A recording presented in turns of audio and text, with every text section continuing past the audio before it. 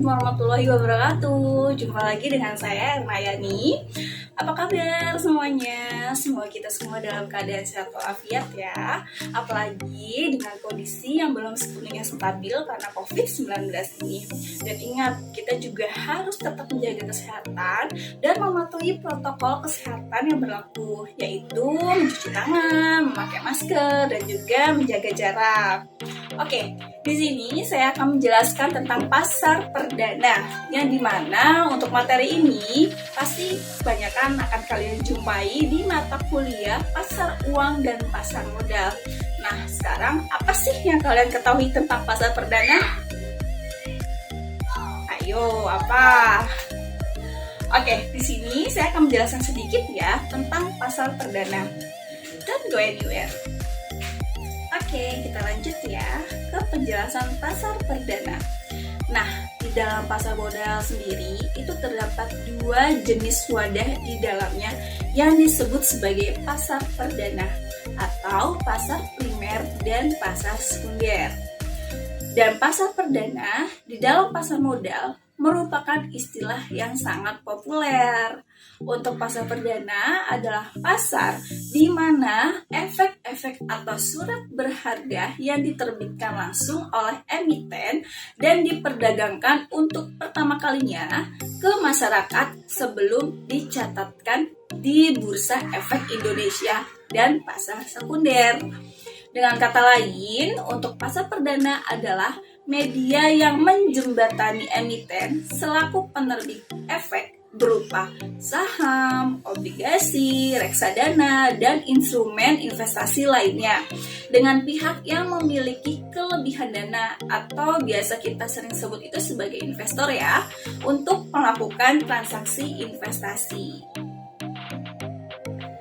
Aktivitas pembelian efek dalam pasar perdana atau pasar primer memiliki batasan waktu, yaitu sekitar 90 hari sejak Bapepam memberikan izin emisi resmi kepada masing-masing emiten. Selain pasar primer, pasar perdana juga populer dengan nama go public atau public offering.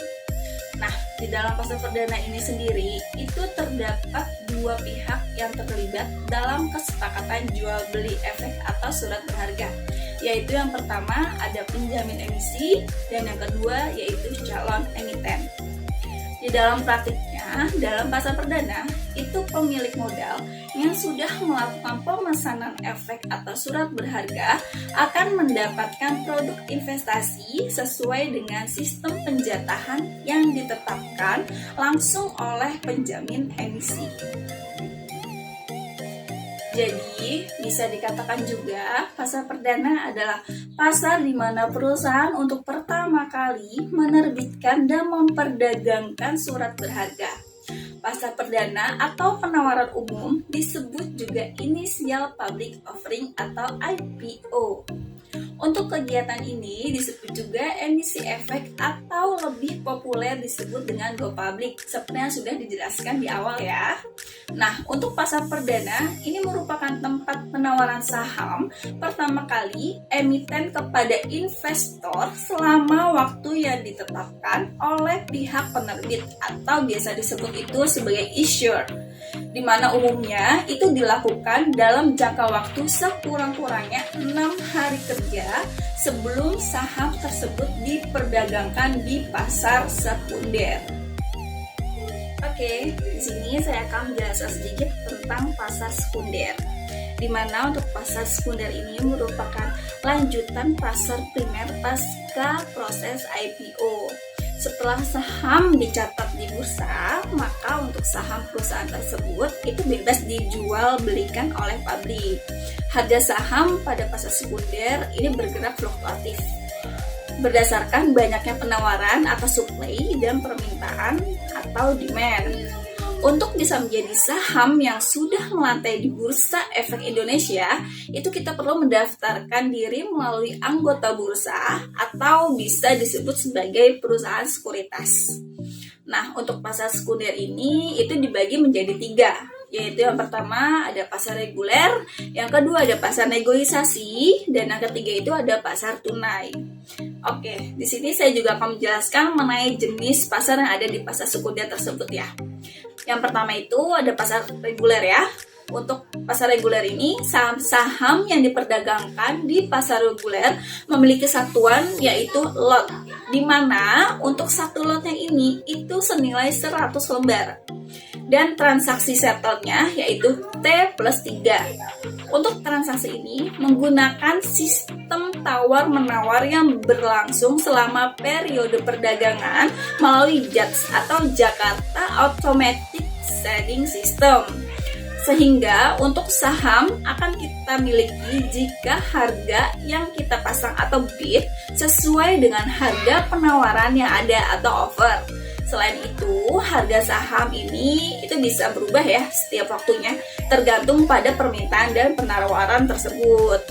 Nah, yang kedua itu ada pasar negosiasi, di mana untuk pasar negosiasi ini berbeda dengan pasar reguler. Untuk satuannya, kalau misalkan untuk pasar reguler itu kan tadi satuannya lot ya, dimana untuk satu lotnya itu senilai 100 lembar. Namun untuk di pasar negosiasi ini satuan yang digunakan itu bukan satuan lot, melainkan satuan lembar, dan transaksinya itu settle T+00. Dan untuk tawar-menawar pun tidak dilakukan di bursa efek, melainkan antar nasabah yang ingin menjual sahamnya tetapi tetap dalam pengawasan bursa dan dilakukan melalui anggota bursa atau sekuritas. Oke, yang ketiga, ini pasar tunai. Di mana untuk pasar tunai ini, jika pasar reguler dan negosiasi tadi itu kan transaksi settlenya T+3 dan T+00. Maka kalau untuk di pasar tunai ini, sistem pembayaran di pasar tunai itu adalah T+0.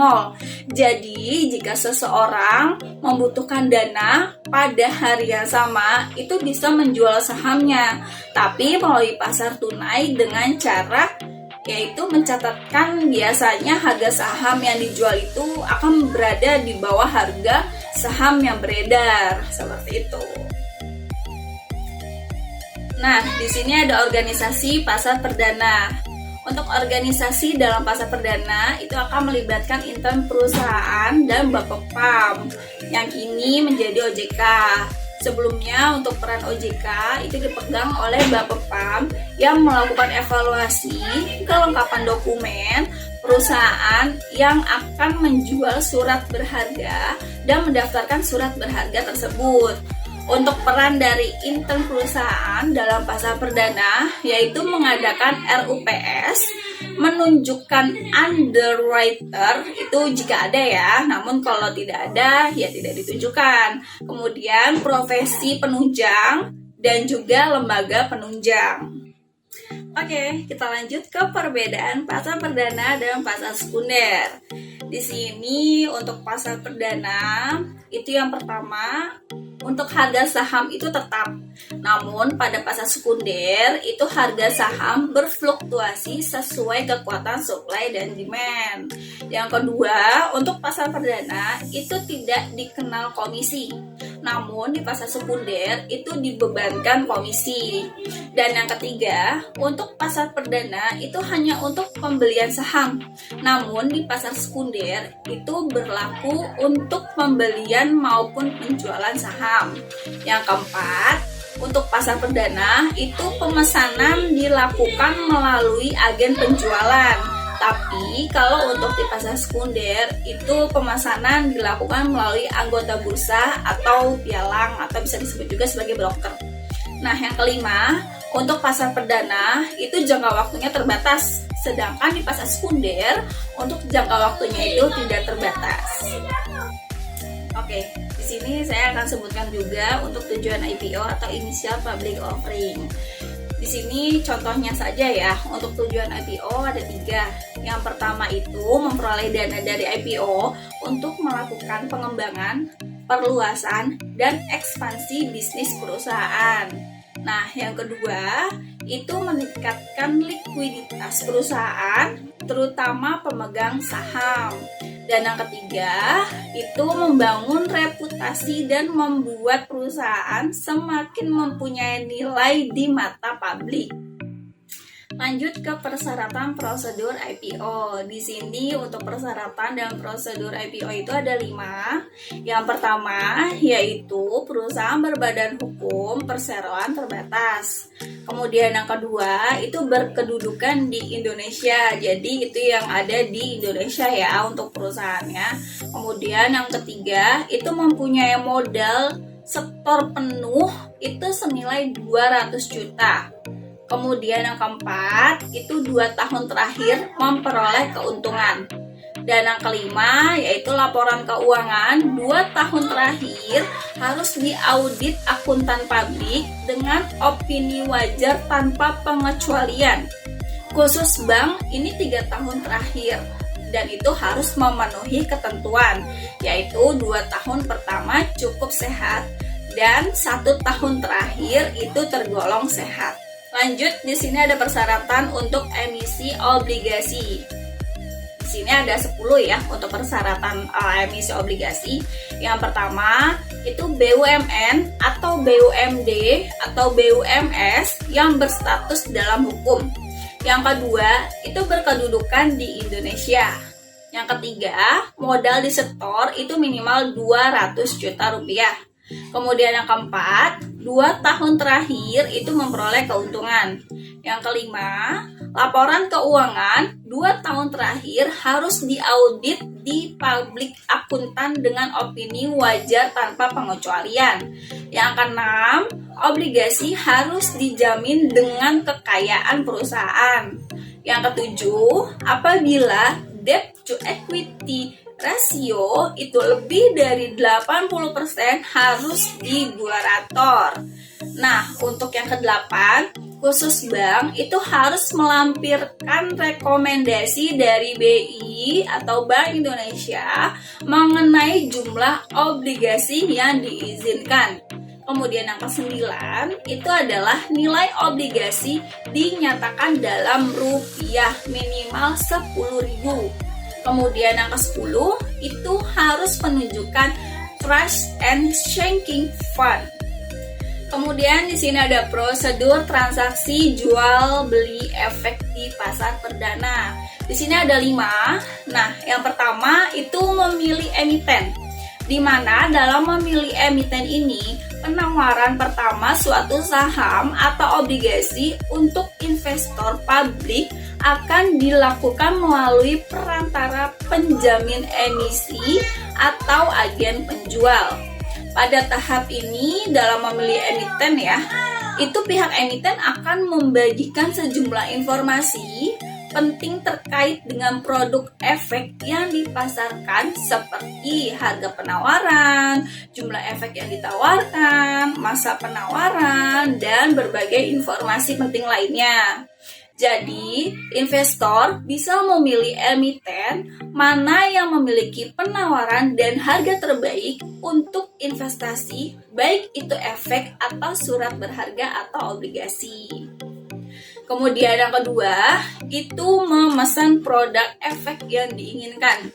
Di mana dalam memesan produk efek yang diinginkan ini, apabila investor tertarik dengan berita produk efek tersebut, maka dapat memesannya dengan menghubungi langsung penjamin emisi atau agen penjual sesuai dengan prosedur yang dijelaskan. Kemudian yang ketiga, itu ada pembayaran. Berikutnya investor ini perlu melengkapi detail pemesanan yang disertai dengan pembayaran. Nantinya penjamin emisi itu akan mengeluarkan pengumuman publik terkait hasil penawaran umum pada investor yang sudah melakukan pemesanan efek. Yang keempat, itu ada penjatahan saham atau obligasi.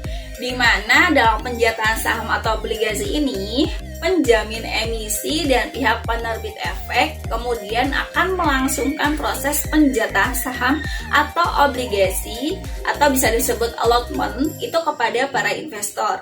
Kemudian yang kelima, itu ada undersubscribe atau oversubscribe, di mana apabila emiten mengeluarkan pengumuman undersubscribe, maka nilai keseluruhan obligasi atau saham yang dipesan investor kurang dari jumlah total efek yang ditawarkan. Kemudian pada kondisi seperti ini, seluruh investor pasti akan memperoleh efek sebagaimana jumlah yang dipesannya. Dan apabila oversubscribe, artinya yaitu jumlah efek yang dipesan investor itu melebihi ketersediaan efek dalam emiten, maka situasi ini memungkinkan investor akan menerima pesanan efek kurang dari jumlah yang dipesan. Jadi dalam beberapa kondisi untuk investor bahkan berpotensi tidak mendapatkan efek sama sekali. Apabila kasus seperti ini terjadi, ya yang dialami yaitu kelebihan dana investor akan dikembalikan atau di-refund. Selanjutnya ada proses emisi efek, di mana dalam proses emisi efek ini itu ada 3 bagian. Yang pertama ada sebelum emisi, kemudian ada emisi, dan juga sesudah emisi. Nah, dalam sebelum emisi ini terdapat 2 bagian lagi, yaitu internal perusahaan dan juga BPPAM. Kemudian di emisi itu ada 2 bagian juga, yaitu pasar perdana dan juga pasar sekunder. Dan di setelah emisi itu ada pelaporan. Untuk di internal perusahaan sendiri, itu yang pertama ada rencana go public. Kemudian yang kedua itu ada RUPS. Yang ketiga itu penunjukan, di mana penunjukan ini yaitu menunjuk pertama underwriter, yang kedua ada profesi penunjang, dan yang ketiga ada lembaga penunjang. Nah, yang keempat untuk prosesnya yaitu mempersiapkan dokumen. Yang kelima itu ada konfirmasi sebagai agen penjual oleh penjamin emisi. Kemudian yang keenam ada kontrak pendahuluan dengan BEI atau Bursa Efek Indonesia. Dan yang ketujuh ada public expose. Kemudian yang kedelapan itu ada penandatanganan perjanjian. Lanjut ke BPPAM. Nah, untuk BPPAM ini yang pertama ada persyaratan pendaftaran. Yang kedua ada ex post terbatas di BPPAM. Yang ketiga tanggapan atas yang pertama kelengkapan dokumen, kemudian kecakupan dan kejelasan informasi, kemudian ada keterbukaan atau aspek hukum, akuntansi, keuangan, dan manajemen. Kemudian ada komentar tertulis dalam waktu 30 hari. Selanjutnya ada pernyataan pendaftaran dinyatakan efektif. Kemudian dari emisi itu kan tadi ada pasar perdana dan juga pasar sekunder. Nah, kalau di pasar perdana ini yang pertama yaitu penawaran oleh sindikasi penjamin emisi dan agen penjual. Dan untuk di emisi itu kan tadi ada pasar perdana dan pasar sekunder ya. Nah, untuk di pasar perdana ini yang pertama itu penawaran oleh sindikasi penjamin emisi dan agen. Kemudian yang kedua, penjatahan kepada investor oleh sindikasi penjamin emisi dan emiten. Kemudian yang ketiga itu pengembalian dana. Yang keempat ada distribusi efek kepada investor secara elektronik. Nah, kemudian yang di pasar sekundernya itu yang pertama, emiten mencatatkan sahamnya di bursa efek. Kemudian yang kedua, perdagangan efek di bursa efek. Kemudian ada sesudah emisi, di mana sesudah emisi itu kan ada pelaporan ya. Nah, untuk pelaporan itu yang pertama laporan berkala.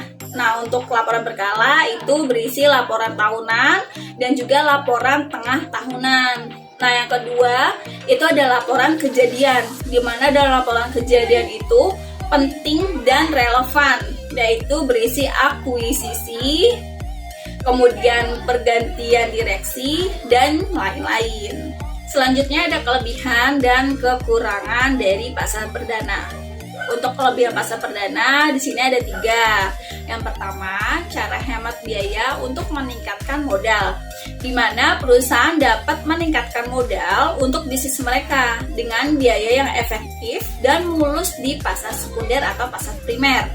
Setelah itu, surat berharga yang ditawarkan di pasar perdana itu juga hampir dapat langsung dijual di pasar sekunder, sehingga memberikan likuiditas yang tinggi.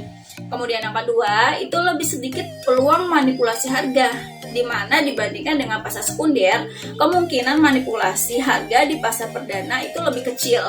Jadi ini mengarah pada transparansi dan operasi yang lebih baik. Kemudian yang ketiga, itu ada menawarkan diversifikasi.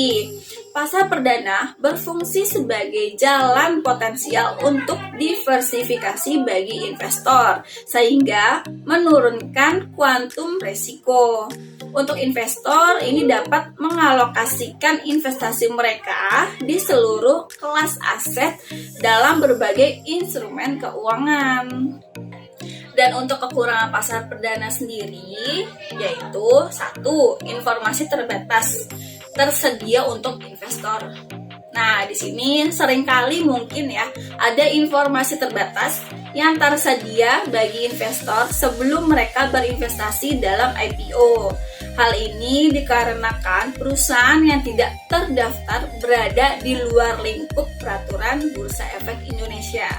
Kemudian yang kedua, itu tidak ada data perdagangan historis, di mana karena saham yang diterbitkan untuk pertama kalinya itu tidak ada historis yang tersedia untuk menganalisis saham IPO. Hal ini dapat membuat investasi sedikit sulit.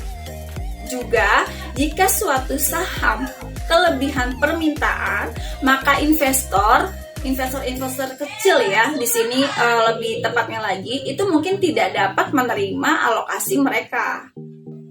Intinya, dalam berinvestasi di pasar modal itu bukan hanya sekedar membeli produk investasi saja, tapi juga harus mau mempelajari berbagai istilah dan instrumen di dalamnya, yang nantinya akan bermanfaat untuk mengambil keputusan investasi terbaik dan menguntungkan untuk aset investasi. Jadi di sini kita harus perbanyak informasi untuk memaksimalkan keuntungan dalam berinvestasi. Oke, sekian penjelasan dari saya mengenai pasar perdana. Kurang lebihnya saya mohon maaf. Jika ada yang ingin ditambahkan atau komentar apapun ataupun juga pertanyaan, bisa ditanyakan langsung di kolom komentar ya. Wassalamualaikum warahmatullahi wabarakatuh. See you.